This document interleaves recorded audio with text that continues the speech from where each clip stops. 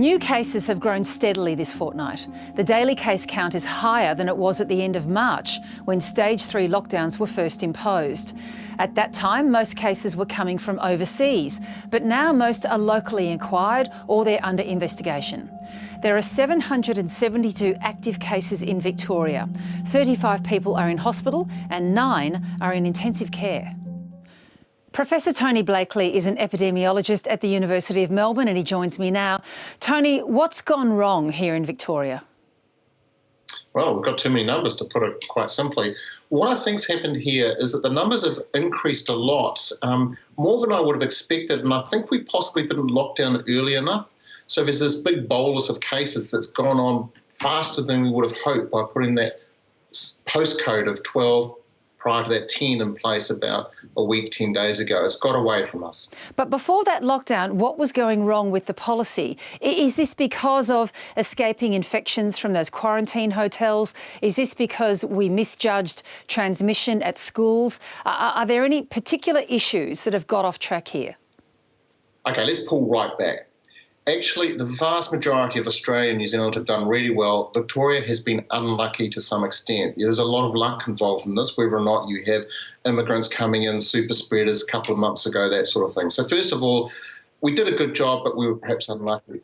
Add on to that the quarantine muck-up, which has really fanned it. That is our major mistake so far.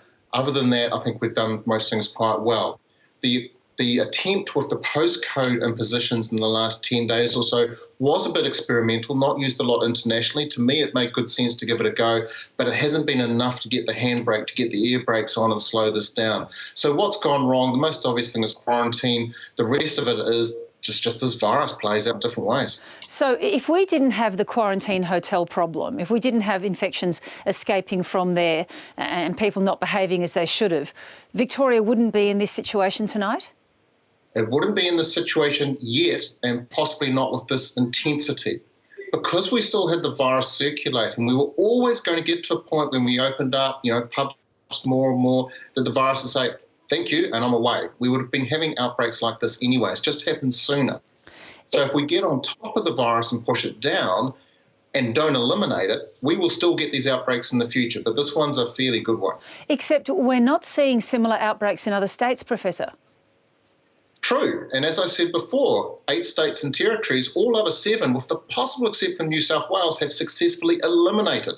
They've had no community transmission for at least 28 days. They have eliminated. They can theoretically go back to full sports stadiums with no consequences unless cases leak across the border from Victoria or come in internationally. We are the unlucky state and we have got to work out how to deal with this.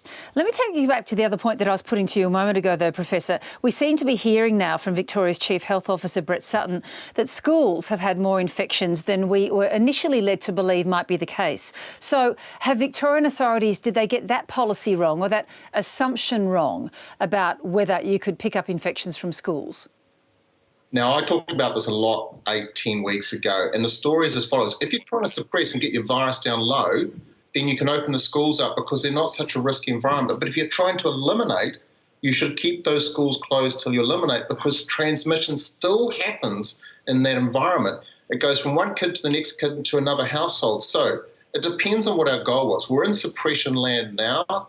So the schools can open up if we want to stay there. But if we really want to go for the moonshot here and have another crack at elimination, schools need to close. Is that what Victoria needs to concentrate on now? Do we need to move the mindset here and the policy approach to elimination? Otherwise, we just get caught in this feedback loop of maybe having to go into another shutdown again? Now, I think you've hit the nail on the head. I want to approach this delicately. The first thing we need to do is get control of this current outbreak. That's the focus for the next 2 to 3 weeks. But did you notice, I certainly did, that the lockdowns for 6 weeks, not 4 weeks. 4 weeks would have been enough, I think, to probably got control, which does mean with 6 weeks we could have a go at that elimination. Because if we don't eliminate the virus, this will happen again and again and again until such time as we get a vaccine. Each time we try and open up our society, we'll get to a point where the virus takes off again. So we have some important discussions to do in the next 3 weeks or so, first half of our lockdown, as to what our goal is here. Professor, good to talk to you. Thanks so much.